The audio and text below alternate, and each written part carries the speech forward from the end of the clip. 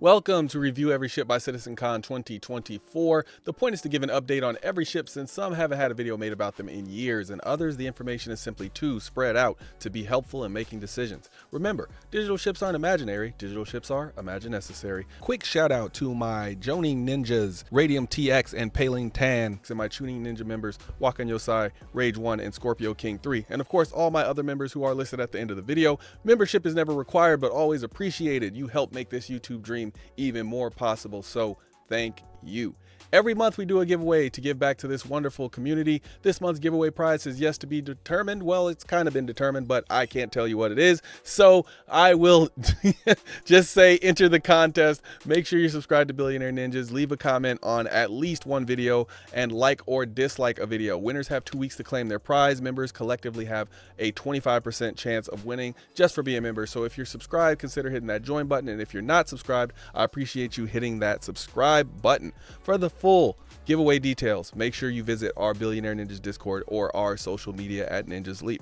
Today we continue with the Esperia manufacturer. Well, technically this is a Vanduul ship, but we're putting it under Esperia because we have no idea what the current status of it is because CIG just hasn't talked about it since like 2019 or something. So we have reached the Esperia Scythe, which, like I said, is technically a Vanduul ship, but I'll count it as Esperia for now, and it has 0 variants. Well, unless you count the Glaive.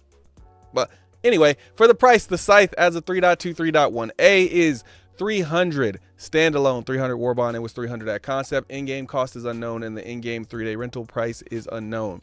This ship is currently not sold at all. This ship cannot be rented in-game as of 3.2.3.1a.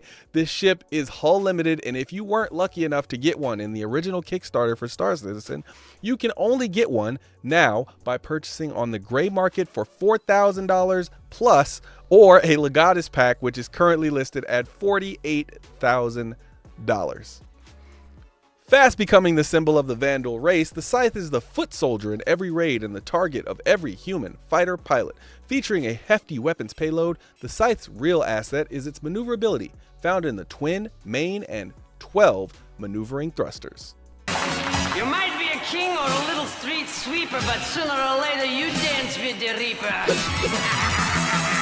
For measurements, the Scythe has a length of 33 meters, beam of 24 meters, height of 9 meters, and it is a size 3 medium ship. Its minimum crew is 1 and its maximum crew is 1. It can carry 0 SCU. The claim time for the Scythe is about 6 minutes, expedited is about 2 minutes, and the expedited fee is at about 3,000 credits. Last time I checked, the Scythe has a top SCM speed of 220, which is above average overall for its class. It's way above average, reaching a tie for second best.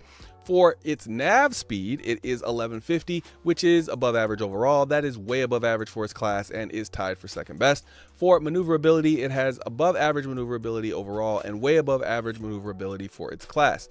For fuel, it has way above average hydrogen and way below average quantum capacity overall, but for its class, it has way above average hydrogen capacity, tying for third best, and way below average quantum capacity, tying for the worst. For weapons, the Scythe has 2 size 5 Warlord plasma cannons, 2 size 1 weak laser repeaters, no remote turrets, no man turrets, and 8 size 2 missiles split between 2 racks. And it also has that blade that can slice through ships that you ram it into. It's called a ramming blade. For ship parts, the Scythe has 1 small radar, 1 small computer, 1 small power plant, 2 small coolers, 2 small shield generators, 2 small fuel intakes, 2 small fuel tanks, 1 small quantum drive, 1 small jump module, and 1 small quantum fuel tank. The hull HP for the Scythe is 11,701, which is way below average overall for its medium class. It is also way below average and has the second worst hull HP in its class. The shield on the Scythe are 2 all-stop shields, military grade C. These are bubble type shields. The HP is 3,000 total and regen rate is 134 HP per second. For quantum stats, the Scythe uses the Beacon military grade C quantum drive. It takes about 4 minutes to go 20 million kilometers and maxes out its range at about 31 gigameters. The quantum capability on this one is planetary. Planetary means you will be able to travel to another planet in the solar system one way, but you will need to refuel when you get there, or at most once along the way. For special features and amenities, this is a single seat fighter. It doesn't come with any amenities, but it does have a 1000 micro SCU stowage to carry a few odds and ends. My preferred loadout is a full military loadout. For this ship, you can't swap out the weapons, but you can swap out other components. Keep the stock missiles, swap the stock shields for FR-66 shields, swap the stock power plant for the JS-300, swap the stock coolers for the Glacier, and swap the stock quantum drive for the VK-00.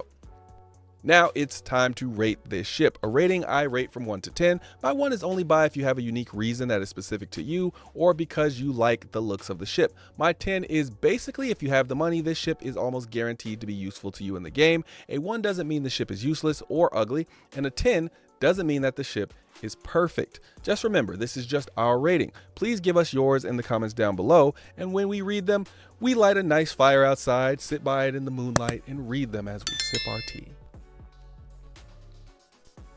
My rating for the ship overall is a 4. Let's start with what I like about this ship.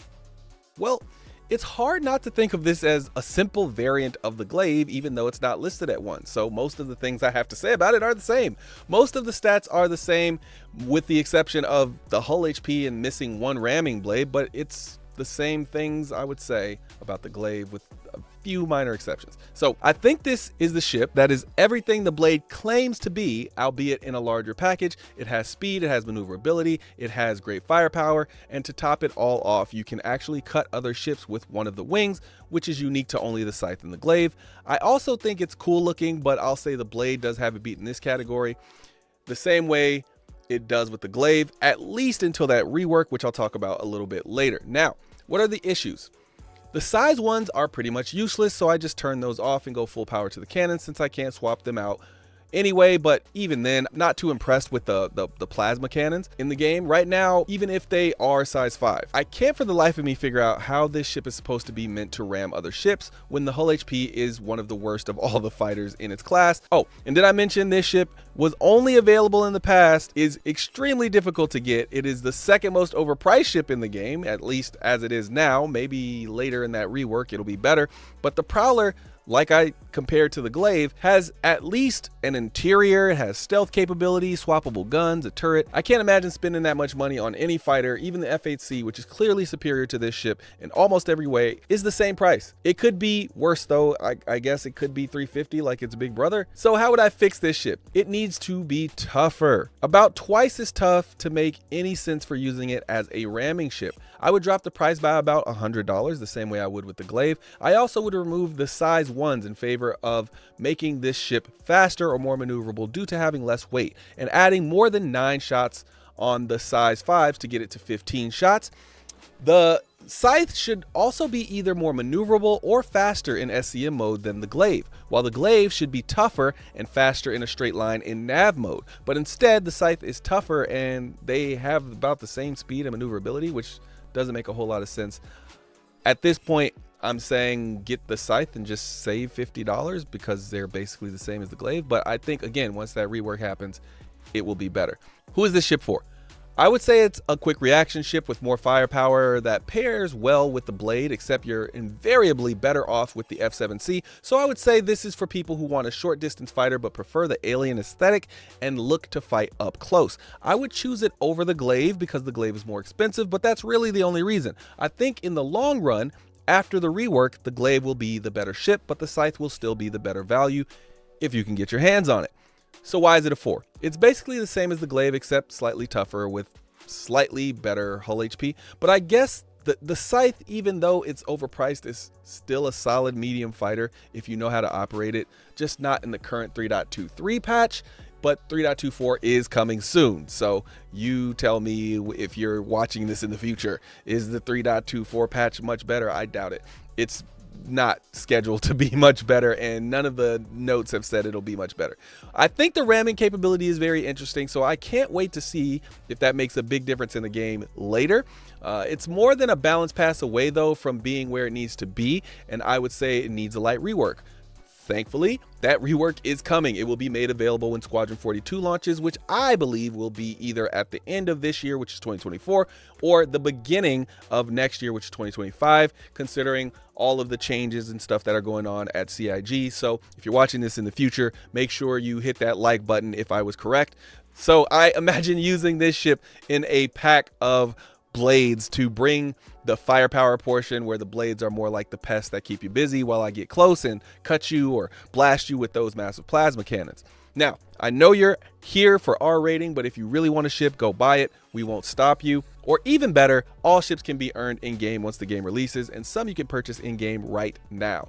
These are just our ratings, but when you spend, it's your money. My opinion, this ship is so massively overpriced that I can only recommend it to collectors and absolute alien lovers. And even then, I would tell them, go get a Prowler if you're interested in overpriced, cool-looking alien ships. Or maybe even a Raylan, because that one at least has some utility. This one is the second most earn-in-game ship that has ever been an earn-in-game ship after its big brother, the Glaive. All right, that is it for this one. Thanks for spending your time with us. I'll see you in the next one. Peace. Thanks to the members.